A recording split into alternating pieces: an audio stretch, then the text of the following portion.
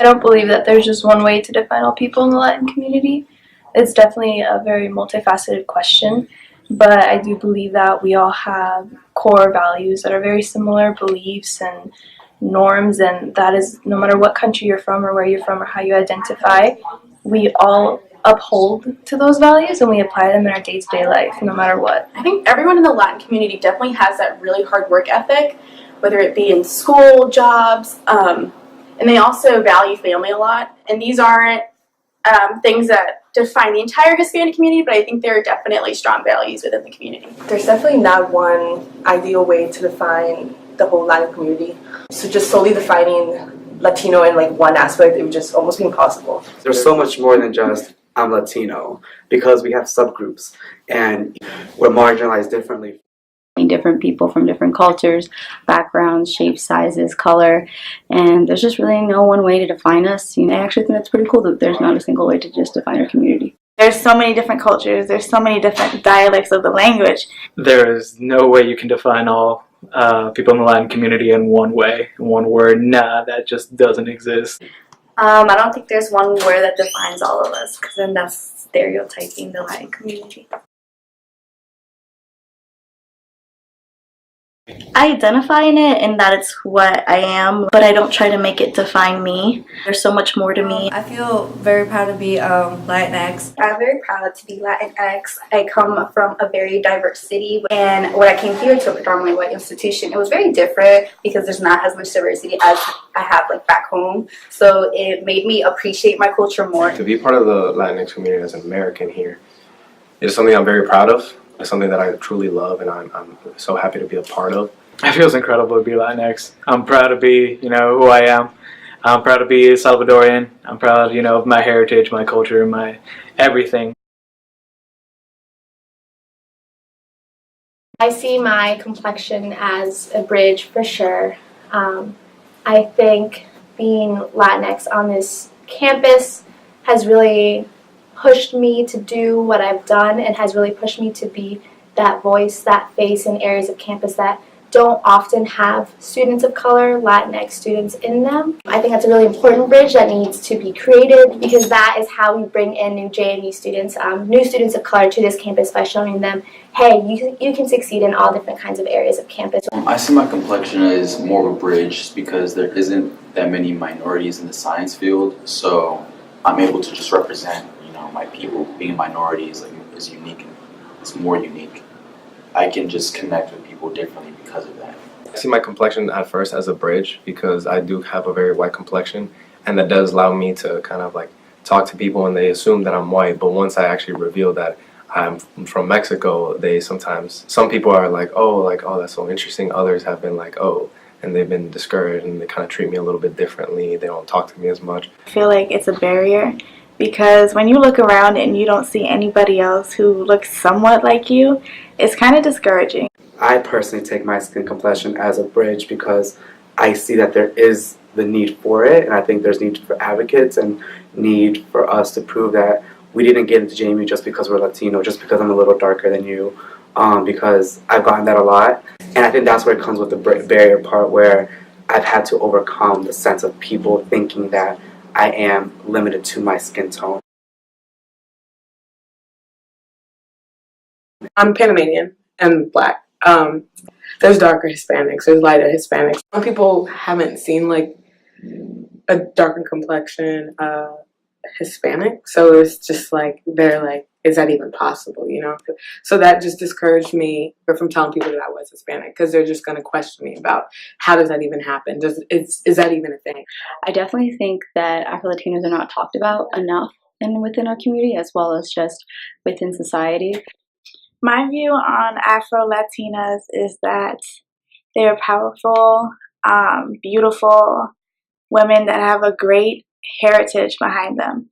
Unfortunately, a lot of Hispanics tend to forget their African culture that's behind us, and they forget about the African heritage. And there's a lot of racism within Hispanics, especially Hispanics who are darker skinned, which is kind of sad because we're turning against each other when we're all the same people.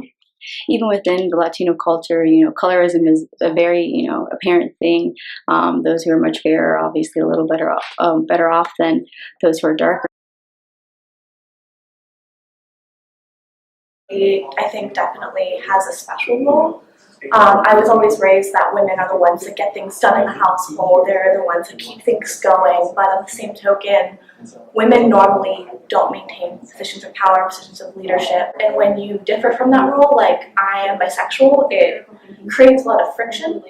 So being bisexual and being Latina for me means that I have to deal with the fact that I most likely will not have a traditional family set up in the future. In the Latinx culture, there's this term machismo, which is where the male figure is dominant, whatever they say goes. And I think we are in a day where we need to break away from that because obviously, we're all equal. I think women in the Latinx community have come a long way. Observing the way my grandma was or my mom was, and now being a first-generation college student, I just see how much we have grown as Latinas. So it definitely gives me a sense of proudness. Women are entering a new era, especially in the Latinx community, because traditionally in that community, women are submissive. You are blessed to a man. You listen to what he says. You do the housework. You do whatever it is needs to be done. But I think women are coming to a new age where you're speaking out. Think about the entire Me Too movement. I think there's a lot of intersectionality that exists between empowering women and then also within the Latinx community that we're stepping up. We're not just gonna stay home, clean the house, do your dishes, whatever they may be. We're going out, we're getting jobs, we're teaching the future of this society. And I think it is creating a lot of issues, I think, in the Latinx community because of the traditional gender roles that exist. But I think that with all that is going on now, people are understanding, people are seeing that those gender roles, those are a thing of the past. And I think that adds more fire to our passions because Latinx, our community is powerful and we are spicy and we are strong. And so add that to being a woman and I think we're definitely going to be going places further than we are now. I am very saddened about DACA and TPS. Personally, I'm 100% Salvadorian, so TPS, the temporary protective status, very hits home for me. Since in 2001 in El Salvador, there was a deadly earthquake, and the United States offered TPS for Salvadorians to come, and now, almost 2 decades later, when they already have built families, when they already have businesses, own houses, they want to take that away from them.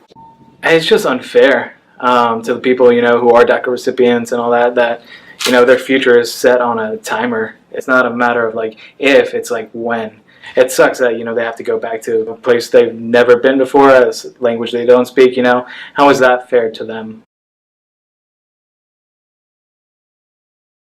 I have experienced prejudice. Recently, I was applying to go to this science conference, and my research advisor was explaining how there was grants that were available to pay for my trips. And applying for these grants, she just automatically assumed I was trying to go for the culture grant. It's not like I'm ungrateful because I just listened to her and I went for it and I was able to get the cultural diversity grant. But it just kind of bothered me because I didn't do or make it as far as I have because of who I am, being Latino and African American. I made it because I'm smart. I don't see women who look like me in positions of power. JMU says we're all about diversity.